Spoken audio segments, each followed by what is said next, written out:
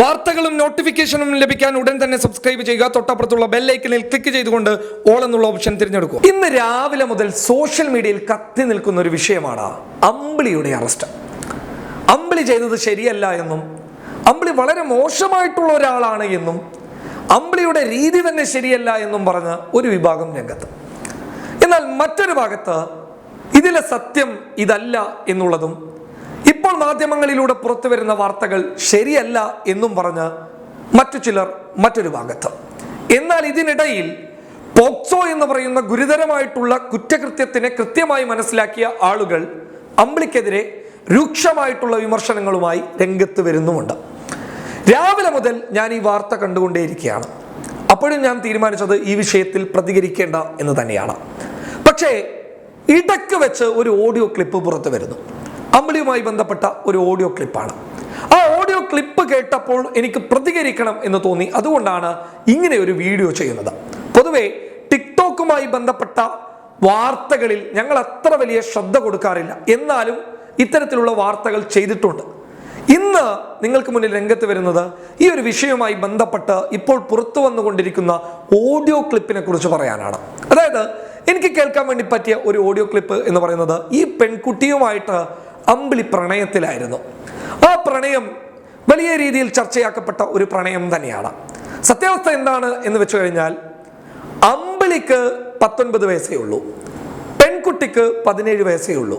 അതായത് 17 വയസ്സും 10 മാസമാണ് എങ്കിൽ പോലും ആ പെൺകുട്ടിയുമായിട്ട് ഏതെങ്കിലും ഒരാൾ ബന്ധപ്പെട്ടിട്ടുണ്ട് എങ്കിൽ, അതായത് ഈ പെൺകുട്ടിയുമായിട്ടുള്ള ഇത്തരത്തിൽ പ്രായമുള്ള ഏതെങ്കിലും ഒരു പെൺകുട്ടിയുമായിട്ട് ആരെങ്കിലും ബന്ധപ്പെട്ടിട്ടുണ്ടെങ്കിൽ അത് പോക്സോയുടെ പരിധിയിൽ വരും. പോക്സോ എന്ന് പറയുന്നത് ഇന്ത്യ രാജ്യത്തെ ഏറ്റവും വലിയ വകുപ്പുകളിൽ ഒന്ന് തന്നെയാണ്. അതായത് കുട്ടികൾക്കെതിരെയുള്ള പീഡനങ്ങളെ ഇല്ലാതാക്കാൻ വേണ്ടിയിട്ടും അത്തരത്തിൽ ചെയ്യുന്ന ആളുകളെ ഇത്തരം വകുപ്പുകൾ ഉപയോഗിച്ച് കൃത്യമായിട്ടുള്ള ശിക്ഷ വാങ്ങിച്ചു കൊടുക്കാനുമാണ് ഇന്ത്യയിലെ നീതിന്യായ വ്യവസ്ഥ ഇങ്ങനെ ഒരു വകുപ്പ് കൊണ്ടുവന്നത്. ആ വകുപ്പ് വലിയ രീതിയിലുള്ള ഒരു ഗുണമായിട്ട് മാറിയിട്ടുമുണ്ട്. ഒപ്പം അതിനെ ചൂഷണം ചെയ്യുന്ന ആളുകളുമുണ്ട് എന്നുള്ളത് മറ്റൊരു ഭാഗമാണ്. അമ്പിളിയുടെ കേസിൽ ഈ അമ്പിളി ഈ പെൺകുട്ടിയുമായിട്ട് പ്രണയമായിരുന്നു. അമ്പിളിയുടെ വീട്ടിലടക്കം ഈ പെൺകുട്ടി ഉണ്ടായിട്ടുണ്ട് എന്നുള്ളതാണ് ഇപ്പോൾ പുറത്തു വരുന്ന ഓഡിയോ ക്ലിപ്പ് വ്യക്തമാക്കുന്നത്. അതായത് അതൊരു പീഡനമാണോ എന്ന് ചോദിച്ചു കഴിഞ്ഞാൽ 18 വയസ്സിന് താഴെയുള്ള ഒരു പെൺകുട്ടിയെ അവളുടെ സമ്മതപ്രകാരമായിട്ട് പോലും അവളുമായിട്ട് ലൈംഗിക ബന്ധത്തിൽ ഏർപ്പെട്ട് കഴിഞ്ഞാൽ അത് തെറ്റാണ്. അതായത് ആ പെൺകുട്ടി സമ്മതിച്ചാൽ പോലും നിയമപ്രകാരം അത് പീഡനമാണ്, അത് പോക്സോ ആക്ട് പ്രകാരം കുറ്റമാണ്. അങ്ങനെ ചെയ്തിട്ടുള്ള ആളെ പിടിച്ച് തടവിലാക്കും. 90 ദിവസം വരെ ജാമ്യം കിട്ടാതിരിക്കുന്ന വളരെ ഗുരുതരമായിട്ടുള്ള ഒരു കുറ്റകൃത്യമാണ് ഈ പോക്സോ എന്ന് പറയുന്ന സംഭവം. അതുകൊണ്ട് തന്നെ ഈ വിഷയത്തിലും അങ്ങനെ സംഭവിച്ചിട്ടുണ്ടാകാനാണ് സാധ്യത എന്നുള്ളതാണ് എൻ്റെ ഒരു പരിശോധനയിൽ വ്യക്തമാകുന്നത്. സ്വാഭാവികമായിട്ട് ഈ പോക്സോ കേസിൽ അധികം സംസാരിക്കാൻ പറ്റില്ല. കാരണം സംസാരിച്ചു കഴിഞ്ഞാൽ നമ്മളും ആ കേസിന്റെ ഭാഗമായിട്ട് വരും. അതായത് പെൺകുട്ടിയുടെ പേരോ പെൺകുട്ടിയുടെ അഡ്രസ്സോ പെൺകുട്ടിയെ വെളിപ്പെടുത്തുന്ന രീതിയിലുള്ള ഏതെങ്കിലും ഒരു പരാമർശം നടത്തി കഴിഞ്ഞാൽ നമ്മൾ ആ കേസിന്റെ ഭാഗമാകും. അമ്പിളിയുമായി ബന്ധപ്പെട്ട ഈ കേസിൽ അമ്പിളിയും ഈ പെൺകുട്ടിയും പ്രണയമായിരുന്നു എന്നുള്ളതാണ് നമുക്കറിയാൻ വേണ്ടി സാധിച്ചത്. അതായത് അവർ തമ്മിൽ പ്രണയമായിരുന്നു.